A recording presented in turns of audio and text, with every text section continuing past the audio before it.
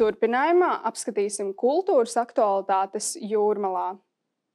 No 8. janvāra Jūrmalas muzejā ir skatāmas divas jaunas izstādes. Pirmā no tām – gleznotājas Tatjanas Krivenkovas un porcelāna mākslinieces Jekaterinas Sazonovas kopizstāde Hedonistu brokastis, kas piedāvā krāsu un formu saspēli, kas aicina uz dvēseles mieru un dāvā vieglumu.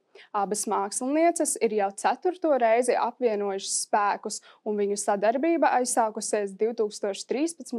gadā Zvārtavas starptautiskajā simpozijā. Jekaterina Sazonova ir pazīstama ar savu izcilību formu veidošanā. Savukārt Tatjana Krivenkova īpaši mīl apgleznot porcelāna traukus, pārvēršot plakni par trīsdimensiālo mākslas darbu. Pa hedonistu duetu mēs nonācam kā jau īsti hedonisti, sarunājoties. Mums jau ir 4. kopīgā izstāde. Mums patīk viss skaistais, mums patīk skaistas lietas, skaista dzīve. Un tas ir hedonisms. Tas hedonisms mūs vieno. Mēs vispār gribētu, lai cilvēki skatās un tiešām, lai skatās un lai atcerās, ka māksla ir domāta baudīšanai. Mēs varam atļauties to hedonismu pateicoties mūsu ģimenēm, draugiem, visiem, kas mums palīdz. Mēs taču esam duets, ja mums būs nesaskaņas mūsu starpā, tad mums nekas nesanāks. Mana stiprā puse ir krāsa, jo es esmu gleznotāja, un Jekaterina tā ir forma, un faktiski tā kā forma ir primāra, varbūt arī tā kā muzika. Jā.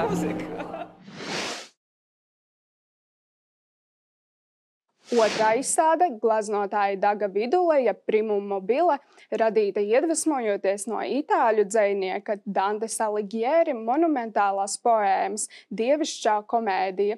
Darbi atspoguļo Dantes pieredzi un ceļojumu, kuru viņš veic, mainot savu apziņu un attieksmi pret pasauli. Dags Vidulejs ar šiem darbiem piedāvā refleksiju par laiku un telpu, izpētot būtiskas tēmas, kas ir īpaši aktuālas mūsdienu sociāli-politiskajā kontekstā. Izstādes tika atklātas 10. janvārī, un tās būs skatāmas līdz 23. februārim. Pareizi uzlikāt uzsvaru. Primum mobile. Šobrīd ir ļoti daudz Dantes biedrības, un visā pasaulē ir ļoti iedvesmojis visu kopš renesanses laikiem, jo viņš dod tādu pasaules modeli, ka ir tur Inferno vai latviski kā ir Elleks, un tad ir purgatorijas.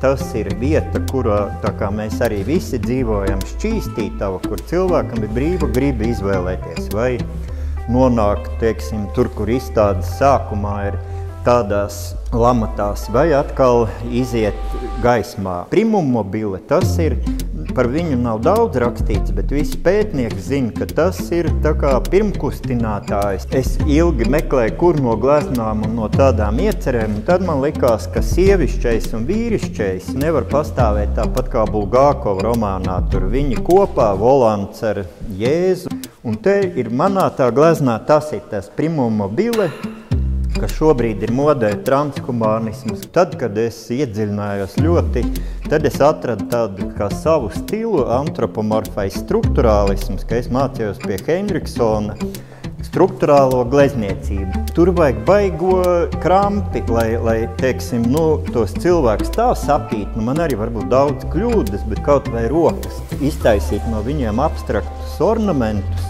Cilvēki dzīvo īstenībā katrs savā burbulī, cits informācijas avot visu. Un es cenšos šīs grupas izvilkt un pēc tam ar kontrapunktu metodi pretnostādīt. Ļoti būtiski, ka ir tāds Jūrmalas muzejs, ko visi mākslinieki cenšas, jo valsts muzejā tomēr vairāk tur ir vēsturiskā misija, kurā izstādīties obligāti jābūt jauniem darbiem. Tas man bija liels izaicinājums, ka man ir jau daudz desmitos, ko es pa pasauli kaut kur izvazājis, bet šeit man pašam ir ļoti liels prieks, ka ir iespēja apskatīt burvīgās telpās un ļoti profesionāli šeit gaismas izlika. Es te dienu un nakti strādāju pēdējos mēnešus. Šogad visi darbi svaigi. Var teikt, ka kādu pusgadu es strādāju dienā. Es domāju, ka nākošais gads, šis jau, jau nevar teikt nākošais, būs ļoti laimīgs, tāpat kā 90. gadi, ka notiks dažādas kolosālas pārmaiņas. Vismaz mums, kultūras darbiniekiem, tā ir jātic.